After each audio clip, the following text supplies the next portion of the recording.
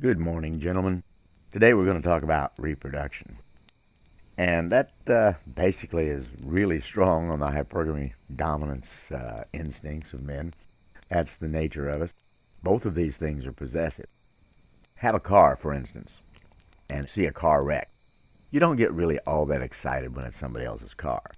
But when they hit your car, that's a whole different story.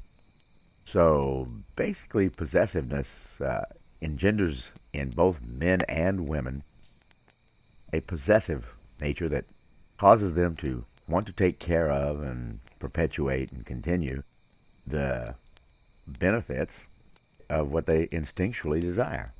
Now, evolutionarily, of course, reproduction is required for the species to continue. Men are visually motivated instinctively. They look for, certain hip-to-waist ratios, complexions, things of that nature that show that someone is suitable for reproduction, would be a good match. They do this fundamentally to try and find the best genes. Women, however, are acquisitionally motivated. When they see that nice car and this, that, and the other thing, of course, they see something that can protect and provide. And they're looking to possess good protection and provision. And of course, they will respond to that. Now, it's related to survival in the sense that there's no hope in the grave. You basically need to survive in order to reproduce. There's just no way around that. And it's related to hope in the sense that you hope that that survival comes with long life of plenty. You want to have plenty of protection and provision, and the man wants to have plenty of reproduction. He wants to see that visual stuff come to fruition with a lot of kids and a good wife. All that sort of thing. But in the process of that, men become disposable. Now, there's an old story. You can find more on this in some videos by TFM and I think Sandman. We'll try to put some links up for that. But what it basically says is, to give an example, is that men, when they go to war and so on and so forth, there is a certain methodology in determining winners and losers and how all of that goes evolutionarily in the results of that.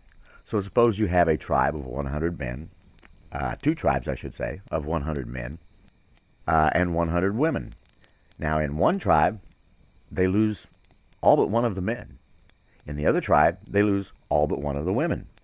Who's the winner and loser there, evolutionarily? Well, it's going to be the tribe that lost all but one man. The simple fact of the matter is that in a few generations, that one man can impregnate enough women, they will be repopulated and quite well off. However, that tribe that lost all of the women, they're only going to be able to produce about one kid a year or so, maybe two. From that point on, they will be disadvantaged numerically. That's just the way it works. Now, also, what happens with hypergamy and dominance, because of what they're looking for, it creates a lot of false expectations. There's a conflict there. Now, men project on women their own nature and think they're going to be treated that way, the way that they think and they feel and so on and so forth. But the truth of the matter is that women just do that. They do what they do. Women cannot think and feel and behave in the fashion that men desire. So the men are going to get disappointed. Now, women, what they want to do is keep creating a better provider and protector. And in order to do that, they have to ask a man to do more and more all the time. They have to try and change him and so on and so forth. And if you ask someone to be something they're not and ask them to do too much for long enough, they eventually resent you. So you have basically two fundamental conflicts that work very hard and are very efficient, actually, in creating conflict in relationships. Make it hard. It's plainly and simply easy. That causes anger and depression. It's easy to see. That anger and depression, you can't get angry or depressed unless, of course, you're disappointed.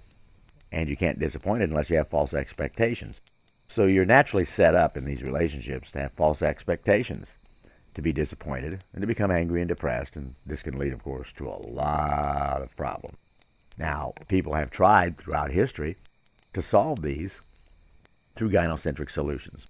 Now, a gynocentric solution fundamentally requires both men and women and creates confusion and imbalance. We'll get into that a little bit more when we get into social advancement.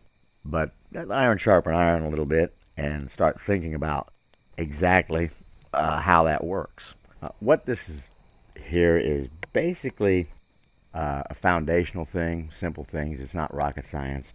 It's stuff that 8 and 10-year-olds can understand, really. And we're going to try and stay with the rite of passage theme.